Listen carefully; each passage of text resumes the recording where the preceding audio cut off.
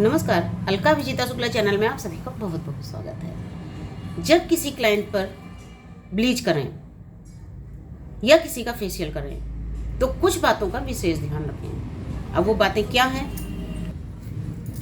ये आपको आज की इस वीडियो में मैं बहुत ही आसान शब्दों में बता रही हूँ। और अगर इस वीडियो को आप पूरा और ध्यान से सुनेंगे तो आपसे मेरा वादा है, ना तो आपके ब्लीच करने से कभी किसी का फेस खराब होगा और नहीं आपका फेशियल करने से किसी का फेस कभी खराब होगा।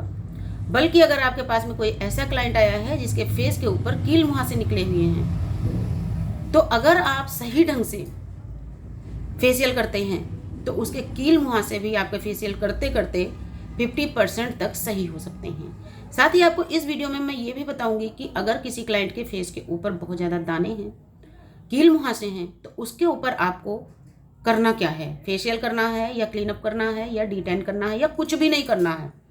तो सारी चीज़ें मैं आपको एक एक करके इसमें बता रही हूँ। सबसे पहली चीज़, जब कभी आप किसी के फेस के ऊपर ब्लीच करें तो आपको सबसे पहले उसकी स्किन का अच्छी तरीके से परीक्षण करना है कि उसकी स्किन किस तरह की है और उस पर कौन सा ब्लीच सूट करेगा। अगर आपको स्किन की पहचान नहीं है तो सबसे पहले आप कहीं पर कोई ऐसा कोर्स कीजिए जिससे आपको स्किन की पहचान हो सके। किसी क्लाइंट की यदि सेंसिटिव स्किन है उस पर दूसरा ब्लीच लगेगा, किसी की नॉर्मल स्किन है उस पर दूसरा ब्लीच लगता है, और अगर किसी की कटी फटी या बहुत ज़्यादा ड्राई स्किन होती है तो उसके लिए अलग ब्लीच होता है। तो इस तरह का आपको कोर्स करना बहुत ज़रूरी है जिससे आप किसी की स्किन को देख करके, छू करके ये समझ सकें कि उसकी स्किन की डिमांड क्या है। जब तक आपको स्किन की पहचान नहीं है आप कभी भी सही काम नहीं कर पाएंगे। तो अगर किसी की सेंसिटिव स्किन है तो उसके हिसाब से ब्लीच लगाएं। अगर किसी की कटी फटी स्किन है या नॉर्मल है या ड्राई है तो उस हिसाब से ही आप ब्लीच लगाएं। उसके अलावा किसी भी स्किन पर आपको किसी भी स्थिति में 10 या 12 मिनट से ज़्यादा ब्लीच लगा के नहीं रखना है। कई पार्लर में क्या होता है, आधा आधा घंटे तक ब्लीच लगा के छोड़ देते हैं ताकि फेस ज़्यादा साफ दिखे। उससे होता क्या है, उस समय तो पता नहीं चलता है, लेकिन कुछ समय के बाद में उस क्लाइंट की जो स्किन होती है डैमेज हो जाती है या जल जाती है, जिसका नतीजा उसको उम्र भर भी भोगना पड़ सकता है। तो ऐसी गलती कभी ना करें।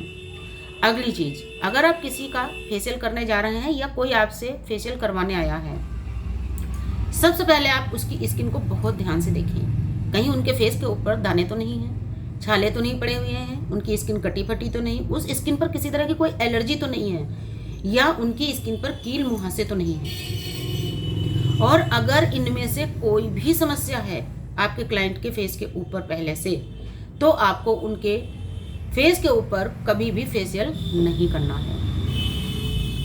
फेशियल जब आप करेंगे आपको अपना हाथ बहुत ज़्यादा सख्त नहीं चलाना है, बहुत ही सॉफ्ट हाथ आपको चलाना है।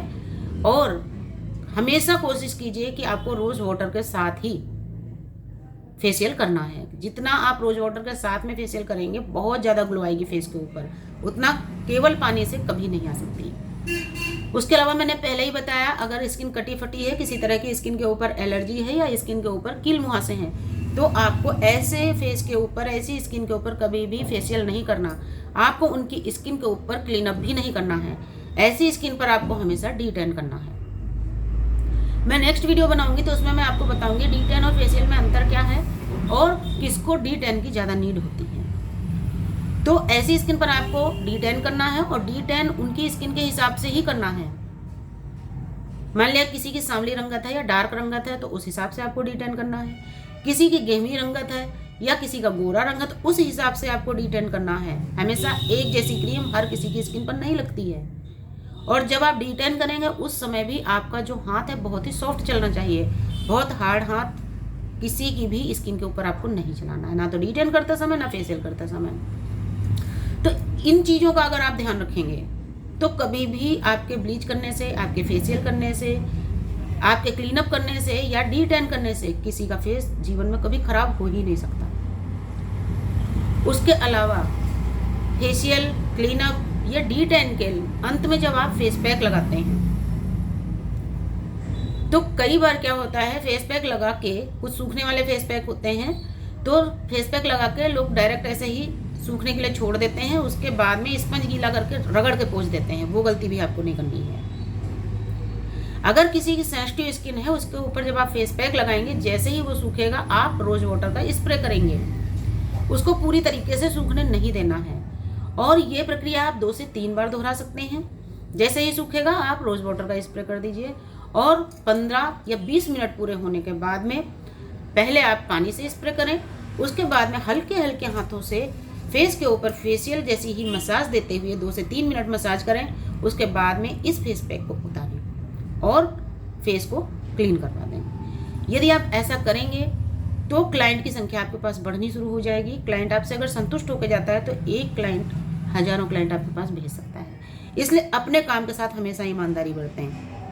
अगर आपको कोई क्लाइंट की बात समझ में नहीं आ रही है या आप उसका काम नहीं करना चाहते हैं, तो आप बिल्कुल उसको साफ शब्दों में मना कर दें कि अभी हमारे पास टाइम नहीं। लेकिन अगर किसी के काम की जिम्मेदारी आपने ली है तो पूरी ईमानदारी और मेहनत के साथ उसका काम करें, ताकि कभी भी आपके प्रोफेशन की इंसल्ट ना हो, आपकी अपनी इंसल्ट ना हो, और आपका नाम अच्छे ब्यूटी पार्लर या प्रोफेशनल लोगों में गिना जाए।